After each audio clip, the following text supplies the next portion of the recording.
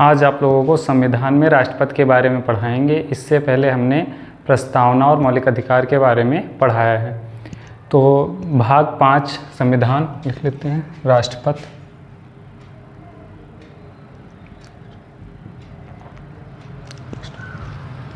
तो जो संविधान में भाग, हमारा संविधान भागों में बटा हुआ है। तो जो भाग 5 है, भाग 5 इसमें क्या है? संघ। भाग 5 में क्या है? संघ। कहाँ से कहाँ तक अनुच्छेद है इसमें? 52 से 151 तक। अनुच्छेद 52 से 151 तक। तो भाग 5 संघ, भाग 5 में संघ है और अनुच्छेद कहाँ से कहाँ तक है इसमें? संघ में 52 से 151 तक। उसी में हमारा राष्ट्रपति आता है। तो भाग 5 में भी हमारा भाग 5 भी कई अध्यायों में बटा हुआ है, 5 अध्यायों में बटा हुआ है, जिसमें पहला है संघ की कार्यपालिका। पहला क्या है? संघ की कार्यपालिका। संघ की कार्यपालिका। ये अनुच्छेद कहाँ से कहाँ तक है? 52 से 78 तक। 52 से 78 तक। अगर संघ की कार्यपालिका संबंधी कोई क्वेश्चन पूछा जा रहा है तो उसका किन अनुच्छेदों से अर्थ होगा? 52 से 78 तक। तो हमारा संघ की कार्यपालिका में कौन कौन आता है? तो लिख लेते हैं, संघ की कार्यपालिका में, संघ की कार्यपालिका में, संघ की कार्यपालिका में राष्ट्रपति, उपराष्ट्रपति, राष्ट्रपति,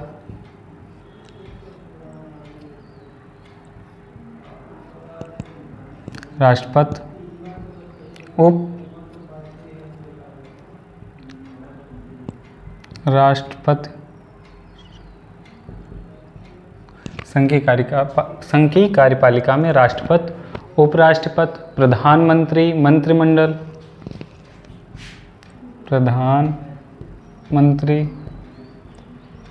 मंत्रिमंडल, प्रधानमंत्री, मंत्रिमंडल तथा महान्यायवादी शामिल हैं। मंत्री नहीं, मंत्रिमंडल तथा महान्यायवादी शामिल हैं। महान्यायवादी शामिल हैं। संघ की कार्यपालिका में कौन कौन आते हैं? राष्ट्रपति, उपराष्ट्रपति, प्रधानमंत्री, मंत्रिमंडल और महान्यायवादी। अब अनुच्छेद जो हमारा शुरू होता है संघ की कार्यपालिका में 52, डाल लेते हैं अनुच्छेद 52। अनुच्छेद 52। तो इसमें क्या दे रखा है? भारत का एक राष्ट्रपति होगा। बताया गया अनुच्छेद 52 में भारत का एक राष्ट्रपति होगा। भारत का एक राष्ट्रपति होगा। भारत का एक राष्ट्रपति होगा। फिर आता है 53, अनुच्छेद 53। अच्छा, भारत का एक राष्ट्रपति होगा और वह भारत का प्रथम नागरिक होगा। भारत का प्रथम नागरिक। तो जो भारत का प्रथम नागरिक है, कौन है? राष्ट्रपति, भारत का प्रथम नागरिक। दूसरा है भारत का राज्य प्रमुख। भारत का राज्य प्रमुख। भारत का राज्य प्रमुख कौन होगा? राष्ट्रपति होगा। और राष्ट्र की एकता और अखंडता एवं सुदृढ़ता का प्रतीक भी कौन होगा? राष्ट्रपति होगा। यह माना जाता है भारत की एकता एवं अखंडता,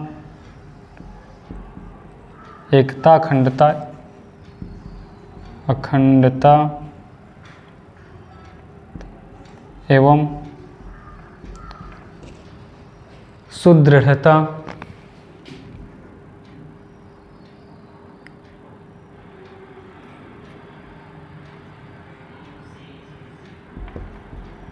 सुदृढ़ता का प्रतीक होगा, का प्रतीक होगा।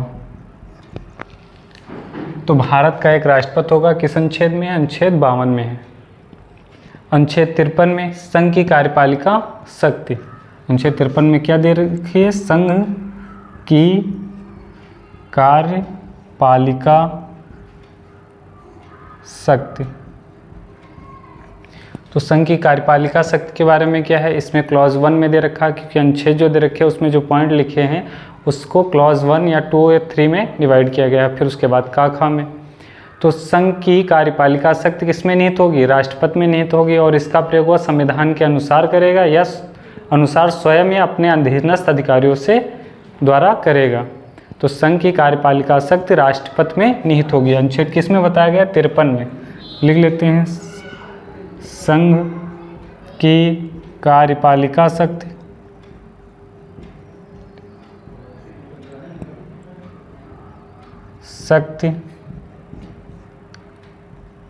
राष्ट्रपति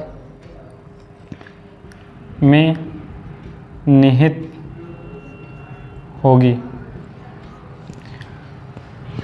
अब इसके आगे नहीं ज़्यादा लिखते हैं। वह इसका प्रयोग अब इस संविधान के अनुसार, जो संविधान बना उसके अनुसार करेगा, अनुसार स्वयं या अपने अधीनस्थ अधिकारियों के द्वारा वो करेगा। फिर इस दूसरा क्या है?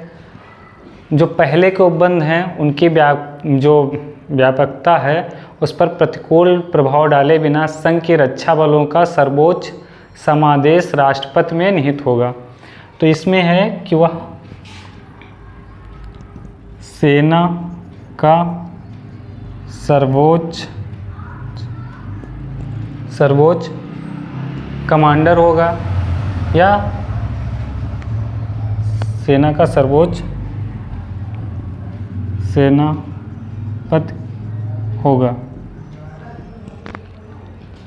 तो यानी जो पहले से उपबंध बने हैं सेना को लेकर, उन पर बिना प्रतिकूल प्रभाव डाले हुए राष्ट्रपति क्या होगा?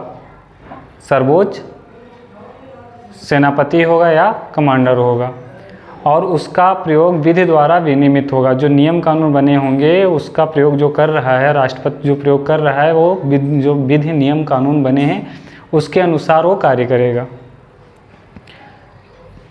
फिर इसमें अगर किसी विद्यमान विधि द्वारा किसी राज्य की सरकार या अन्य प्राधिकारी को प्रदान किए गए कोई कृत्य राष्ट्रपति को आंतरित करने वाले नहीं समझे जाएंगे। तो अगर कोई राज्य है या राज्य की सरकार है, उसमें जो उसको कार्य दिए गए हैं, तो इसका मतलब विधि द्वारा नियम कानून बना के, तो उसमें ये नहीं समझा जाएगा कि उसको राष्ट्रपति को आंतरित किए जाएं। फिर दूसरा है, राष्ट्रपति से भिन्न अन्य प्राधिकारियों को भी विधि द्वारा कृत्य प्रदान करने से संसद को निराकृत नहीं करेगा। जो राष्ट्रपति है या उसके अन्यथा किसी को अगर संसद कोई अधिकार देना चाहता है तो भी राष्ट्रपति रोकेगा नहीं, यानी ये बातें रोकेंगी नहीं। जो संघ की कार्यपालिका शक्ति राष्ट्रपति में निहित है या सरसेना का सर्वोच्च सेनापति होगा। अब आगे आता है 54।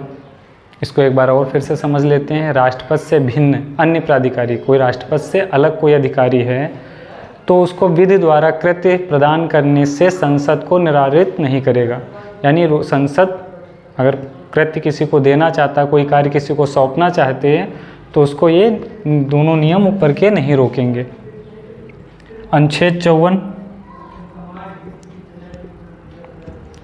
अनुच्छेद 54 में क्या है? राष्ट्रपति का निर्वाचन। राष्ट्रपति का निर्वाचन।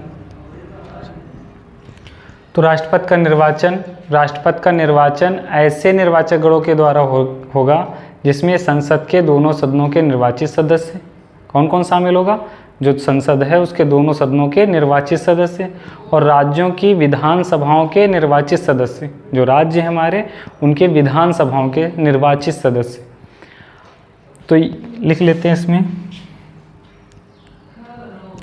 संसद सॉरी, राष्ट्रपति का निर्वाचन, राष्ट्रपति का निर्वाचन ऐसे, राष्ट्रपति का निर्वाचन ऐसे निर्वाचक गण के, ऐसे निर्वाचक गण, ऐसे निर्वाचक गण के सदस्य करेंगे, के सदस्य करेंगे, जिसमें तो जो कौन निर्वाचन करेगा, निर्वाचक गण करेंगे, कौन, जो इसमें कौन कौन शामिल होगा, संसद के दोनों सदनों के निर्वाचित सदस्य, संसद के दोनों, लोकसभा राज्यसभा दोनों सदनों के निर्वाचित सदस्य,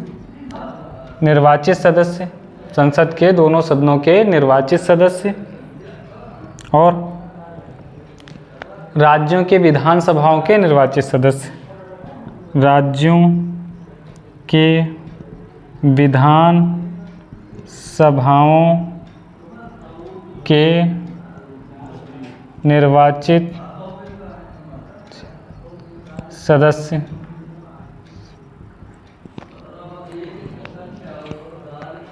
और इसके साथ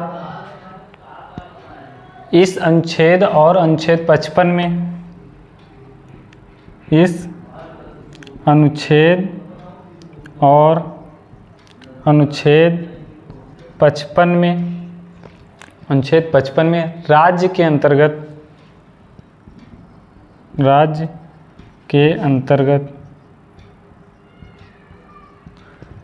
अंतर्गत दिल्ली राष्ट्रीय राजधानी राज्य क्षेत्र, दिल्ली राष्ट्रीय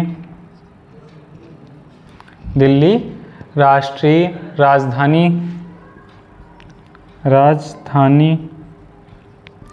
राज्य क्षेत्र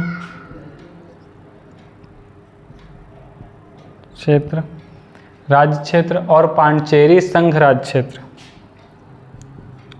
और पांडिचेरी संघ राज्य क्षेत्र हैं। तो पहले इसमें बताया गया, फिर से एक निर्वाचक गण जो निर्वाचक मंडल है उसमें कौन कौन से शामिल होंगे, संसद के दोनों सदनों के निर्वाचित सदस्य शामिल होंगे, राज्यों के विधानसभाओं के निर्वाचित सदस्य शामिल होंगे, जो राज्यों में विधानसभाएं हैं उसके भी निर्वाचित ही सदस्य शामिल होंगे। और इस अनुच्छेद, जो ये अनुच्छेद दे रखा है 54 और अनुच्छेद 55 में राज्य के अंतर्गत किसको शामिल किया गया है, दिल्ली राष्ट्रीय राजधानी क्षेत्र और पांडिचेरी संघ राज्य क्षेत्र, ये दो क्षेत्रों को और जोड़ दिया गया है।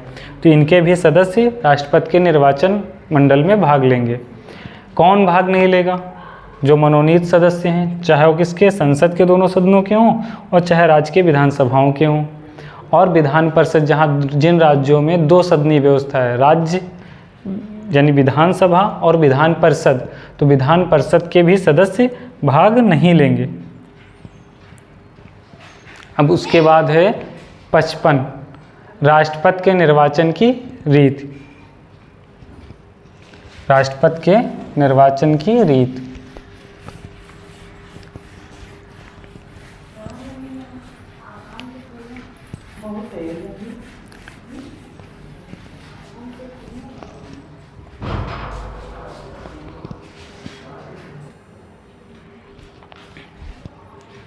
तो राष्ट्रपति के निर्वाचन की रीत, कैसे राष्ट्रपति का निर्वाचन होगा, तो इसमें बताया गया है कि जहाँ तक हो सके, संभव हो सके, राष्ट्रपति के निर्वाचन में भिन्न भिन्न राज्यों के जो प्रतिनिधि हैं, जो अलग अलग राज्यों के प्रतिनिधि हैं, उनके मापमान में एक रूपता होनी चाहिए। भाई जो कोई राज्य बड़ा है वहाँ सीटें ज़्यादा हैं, कोई राज्य छोटा है वहाँ सीटें कम हैं, तो उन सब में क्या होना चाहिए, एक रूपता होना चाहिए। साथ साथ में संसद में भी सीटें जो हैं उनमें भी एक रूपता होनी चाहिए।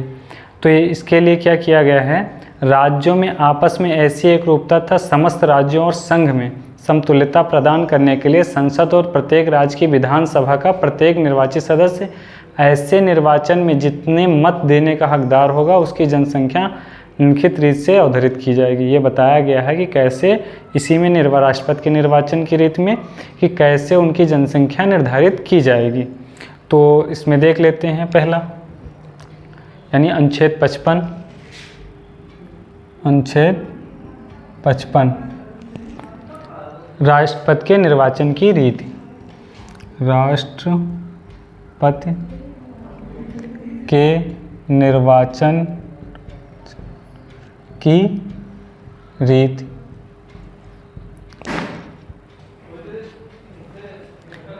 तो जहाँ तक साध्य हो राष्ट्रपति के निर्वाचन में भिन्न भिन्न राज्यों के प्रतिनिधित्व के मापन में एकरूपता होगी।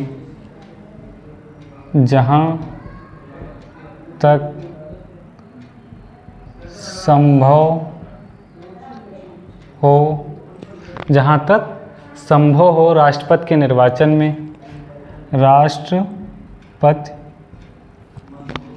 के निर्वाचन में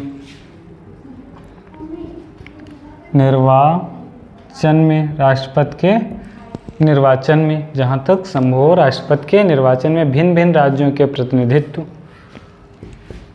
भिन्न राज्यों के प्रतिनिधित्व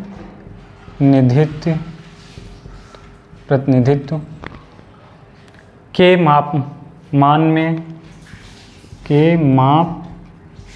मान में एक रूपता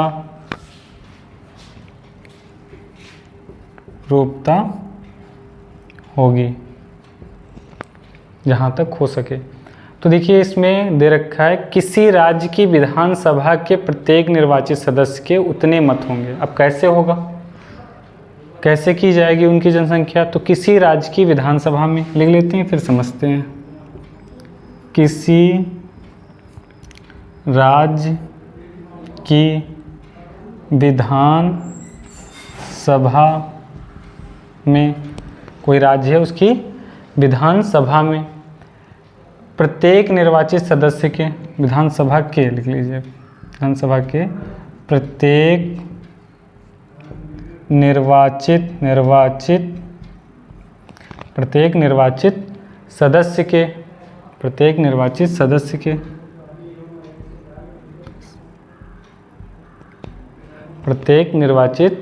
सदस्य के उतने मत होंगे जितने की सदस्य के उतने मत होंगे जितने की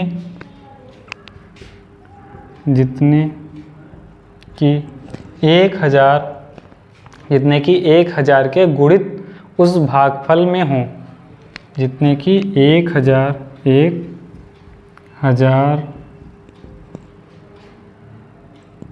से गुणित उस भागफल में हों। जो राज्य की जनसंख्या जो राज्य की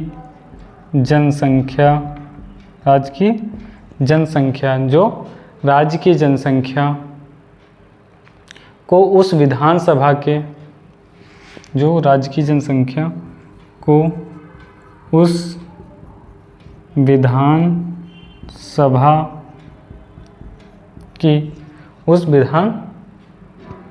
की निर्वाचित सदस्यों की कुल संख्या से भाग देने पर प्राप्त हो। विधानसभा के निर्वाचित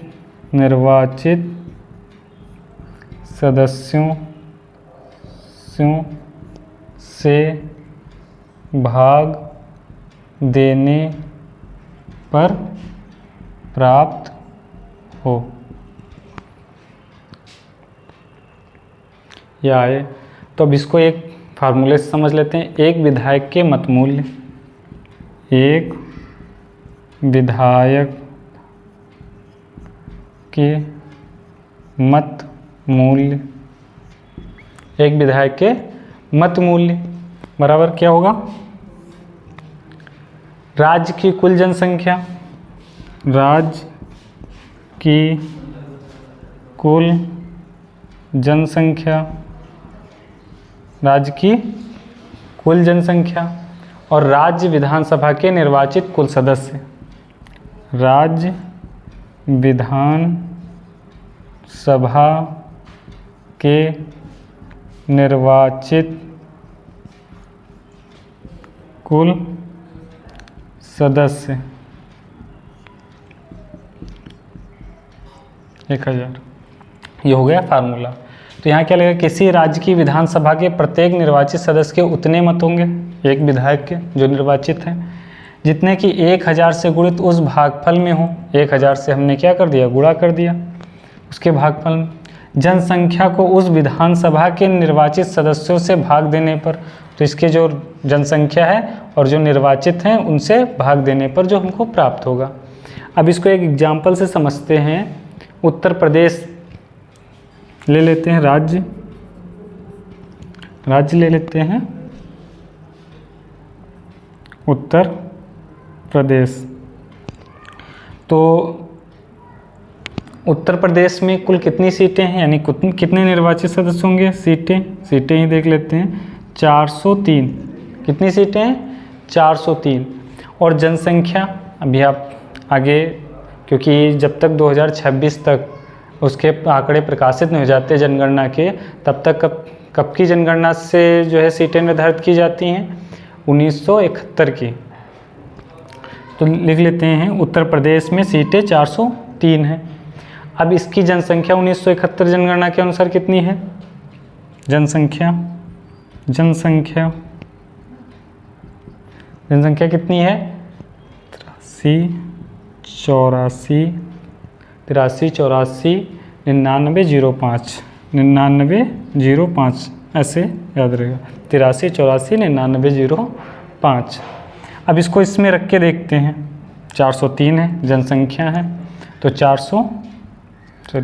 जनसंख्या ऊपर 83849905 और उसके बाद 403 गुणे,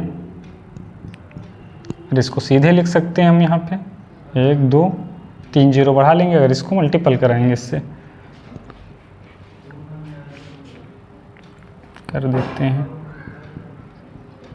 तो देखो राज्य की कुल जनसंख्या कितनी है, इतनी उत्तर प्रदेश की, और राज्य विधानसभा के निर्वाचित कुल सदस्य कितने हैं, 403, यानी 403 सीटें हैं।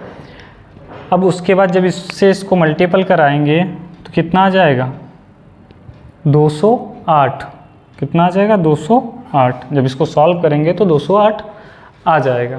तो ये किसके हैं, एक विधायक के मत मूल्य हैं। और टोटल विधायक, कुल विधायक कितने हैं, 403।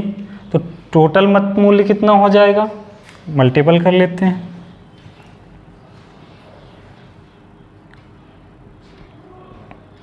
मत उत्तर प्रदेश 208, उत्तर प्रदेश 403 गुणे 208 बराबर कितना हो जाएगा, 8382 83,824। तो देखिए इसमें एक विधायक के मत मूल्य, राज्य की कुल जनसंख्या और राज्य विधानसभा के निर्वाचित कुल सदस्य। लेकिन ये सदस्य जो है कम, इनको 1000 से, ये याद रखिए 1000 से मल्टीपल कराना है सदस्यों को और जनसंख्या से उठा के भाग दे देना है। तो तुम्हारे कितना, एक विधायक के मत का मूल्य निकल आएगा, यानी जब वोट डालेगा तो इतना का प्रतिनिधित्व करेगा। अब टोटल उत्तर प्रदेश के कितने निकल के आए हैं, 83, 82, 4। इसी तरह प्रत्येक राज्य के निकाले जाएंगे, जो जितने भी राज्य हैं भारत में, उन सभी के जो राष्ट्रपति में निर्वाचन में भाग ले रहे हैं सबके इसी तरह मत मूल्य निकाले जाएंगे।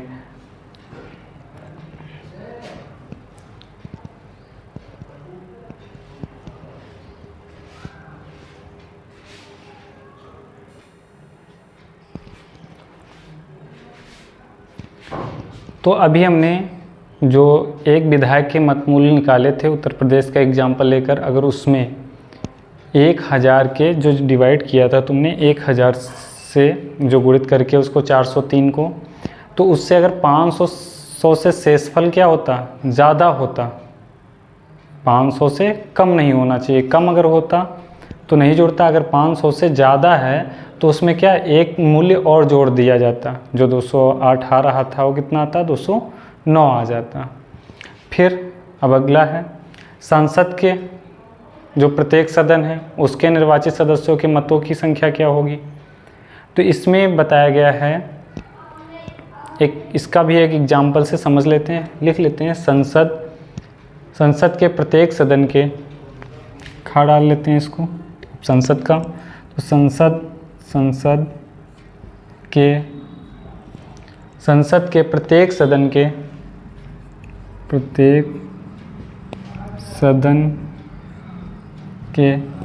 संसद के प्रत्येक सदन के प्रत्येक निर्वाचित सदस्य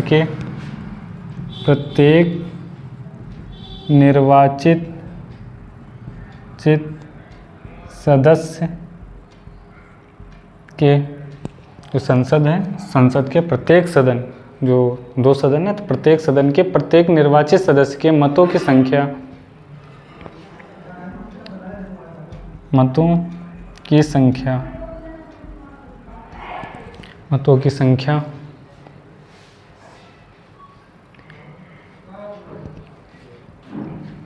वह होगी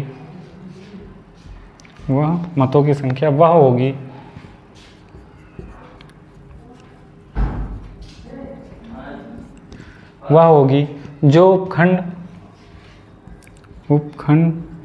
जो भी का डाले थे, उपखंड का और उपखंड खा के अधीन, ये खा है, उपखंड का और उपखंड खा के अधीन, उपखंड का और खा के अधीन राज्यों की विधानसभाओं के सदस्यों, राज्यों के विधान सभाओं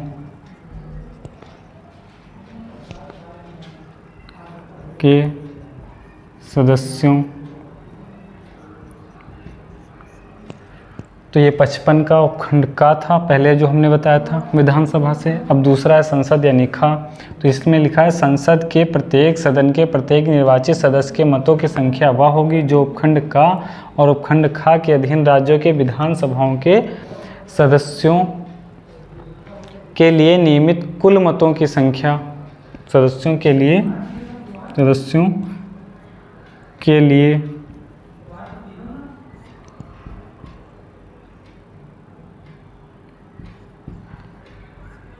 नियमित कुल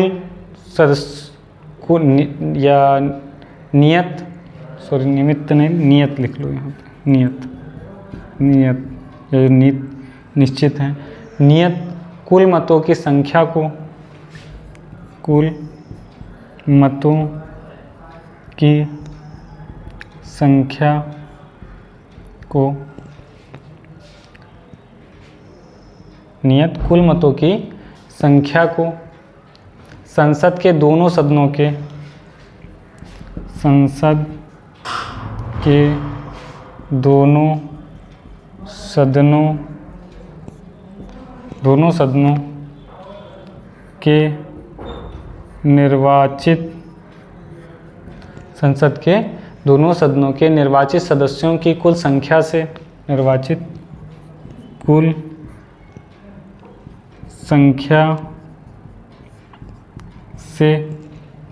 संख्या से भाग देने पर आए,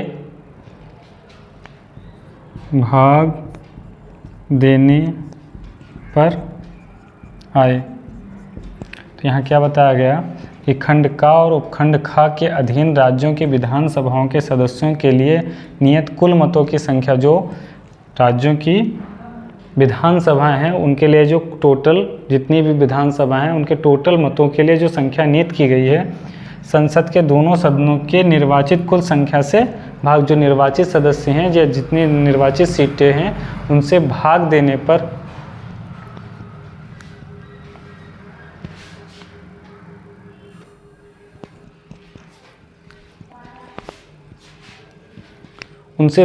पर आए, जिसमें आधे से अधिक भिन्न को एक गिना जाएगा और अन्य भिन्नों की उपेक्षा की जाएगी। जो आधे से अधिक होगा उसको एक गिन लिया जाएगा, यानी एक सीट गिन ली जाएगी या एक मत गिन लिया जाएगा। तो अब इसको एक फार्मूले से समझते हैं। एक संसद सदस्यों के मतों का मूल्य, एक संसद सदस्य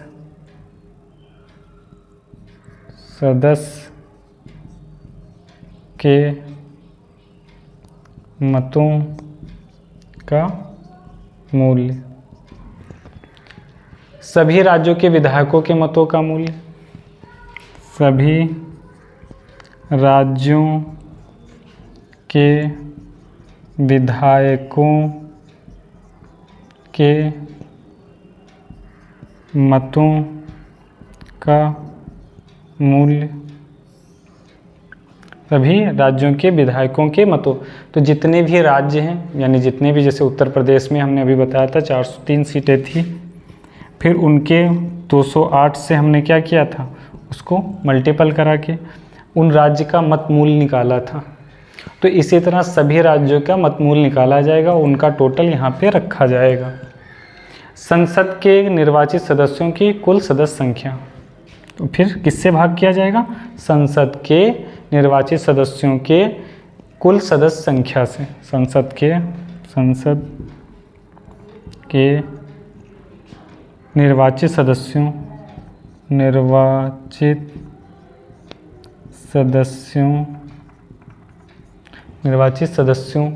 की कुल सदस्य संख्या से,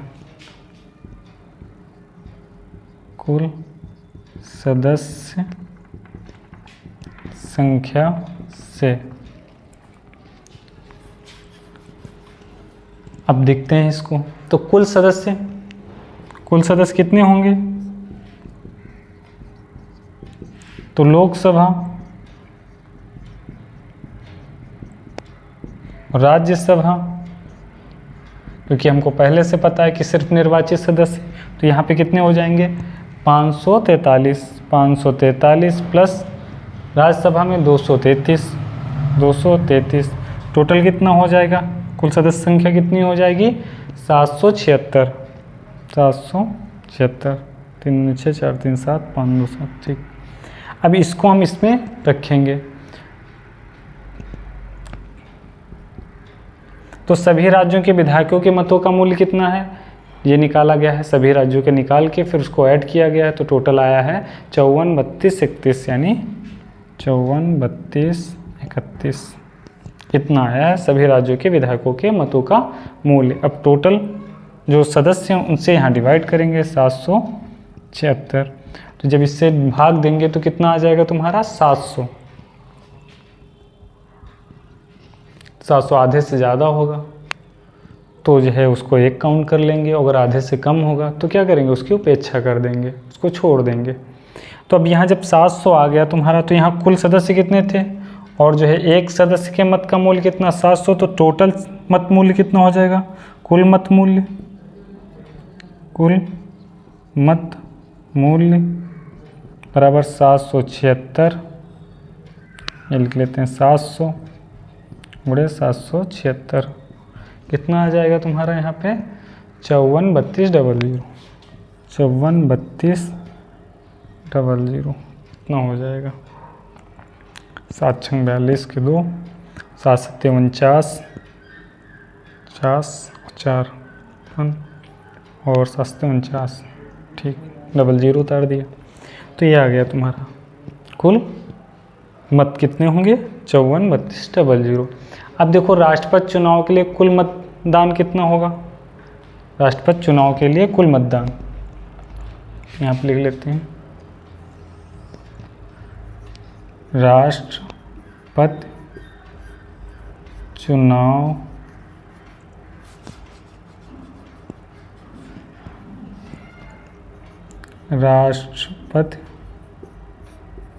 चुनाव के लिए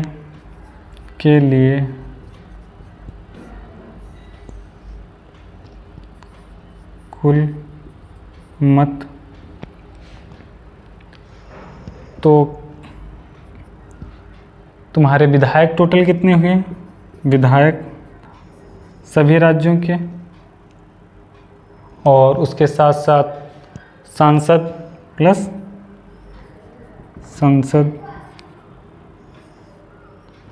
सांसद। तो इसमें विधायक सभी राज्यों के मिला के हुए हैं 4033 और सांसद कितने हुए तुम्हारे? 776। तो इनको जब जोड़ोगे तो कुल कितना हो जाएगा? 4809। अब कुल वोट ये क्या नहीं कुल मत हो गए, इतने मतदाता हो गए, सॉरी मतदाता, कुल मतदाता इतने टोटल राष्ट्रपति के उसमें मतदाता हो गए कितने? 48,4809 मतदाता हो गए। अब कुल वोट कितने पड़ेंगे? तो तुम्हारे जो दे रखे थे 54, 32, 31 यानी टोटल राज्य के हो गए जितने भी राज्य हैं, और साथ साथ में जो संसद के थे 54, 32, 00 इनको टोटल जोड़ोगे तो कितना आ जाएगा? 10, 86, 431 यानी कुल वोट इतने बन गए, इतने पड़े। देखो ये संख्या तुम्हारी राज्यों की टोटल मतदाताओं की है जो यहाँ पे हमने रखा है, और जो संसद वाली है ये निकाला हमने यहाँ से, इसको यहाँ पे। तो कुल वोट इतने पड़ गए और कुल मतदाता 4809 हो गए। अब आगे के बारे में राष्ट्रपति के यानी अनुच्छेद 56 राष्ट्रपति का पदावधि, इसको आगे में पढ़ाएंगे।